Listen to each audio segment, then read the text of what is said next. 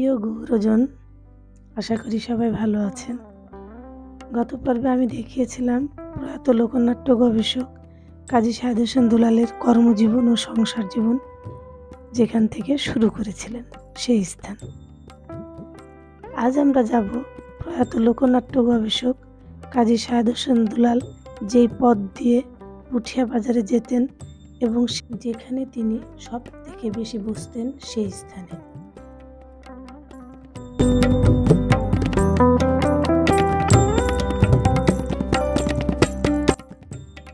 এটি বীর মুক্তিযোদ্ধা কাজী মোস্তফা কামালের বাসা।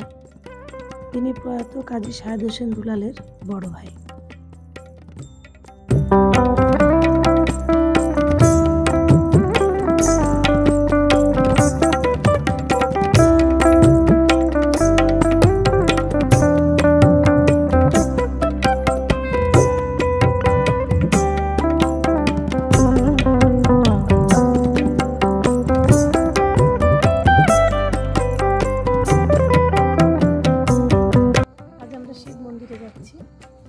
এটি হচ্ছে কাজী শাহেদ হোসেন দুলালের প্রিয় রাস্তা। সেটা যখন অবসর টাইমে রিক্সা বা ভ্যানে না গিয়ে রাস্তা দিয়ে হেঁটে হেঁটে শিব মন্দির, এটা খুবই প্রিয় ছিল। এখান থেকে সে হেঁটে হেঁটে যেত, মাঝে মধ্যে আমিও তার সফর সঙ্গী হতাম আর কি একসাথে।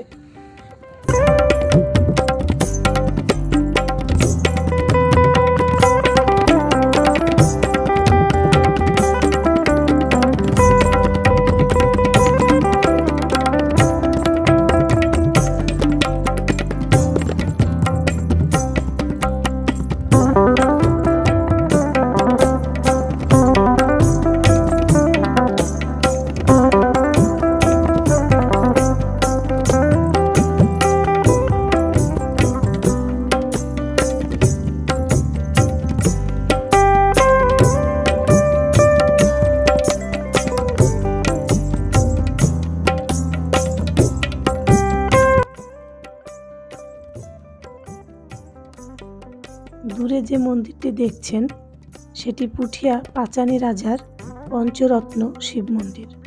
কথিত আছে এটি দেশের সর্ববৃহৎ শিব মন্দির।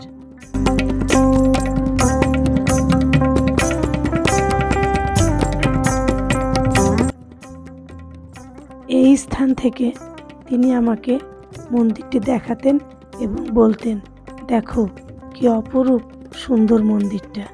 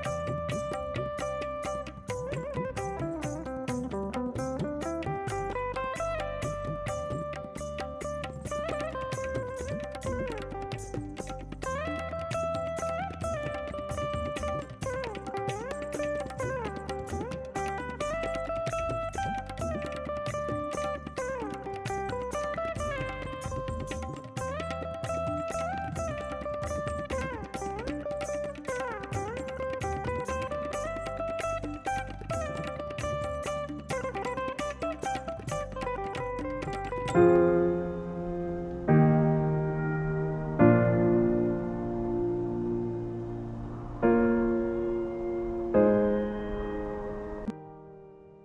আমি এখন যে স্থানে বসে আছি, এই স্থানে প্রয়াত লোকনাট্য গবেষক কাজী শাহেদ হোসেন দুলাল বসে থাকতেন।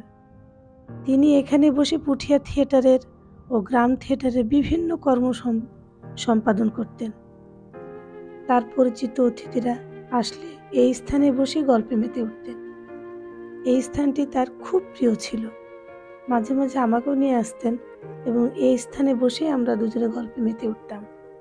আর একটা কথা না বললেই নয়, তার সাথে আমার প্রথম পরিচয় এই স্থানেই হয়। প্রয়াত কাজী শাহেদ হোসেন দুলাল সকল ধর্মকেই সম্মান করতেন। তিনি ছিলেন একজন সাদা মনের মানুষ। তার সংস্পর্শে যারা এসেছেন তাদের মুখে শুনলেই বুঝতে পারবেন তিনি কেমন মানুষ ছিলেন। তিনি কখনোই মানুষে মানুষে ভেদাভেদ করতেন না। এখন যে স্থানে আমি দাঁড়িয়ে আছি, এখানে তিনি মাঝে বসতেন আর তার চারপাশে থিয়েটার কর্মী, বিশ্ববিদ্যালয় শিক্ষার্থীদের নিয়ে মনসামঙ্গল পালা, নাটকের পালা, যাত্রাপালা সম্পর্কে বলতেন এবং লোকনাট্য উৎসবকে সফল করতে নতুন নতুন পরিকল্পনা গ্রহণ করতেন। কোন পালাটা মানুষ দেখবে, কোন পালাটা মানুষের হৃদয় ছুঁয়ে যাবে, এসব নিয়ে আলোচনা করতেন।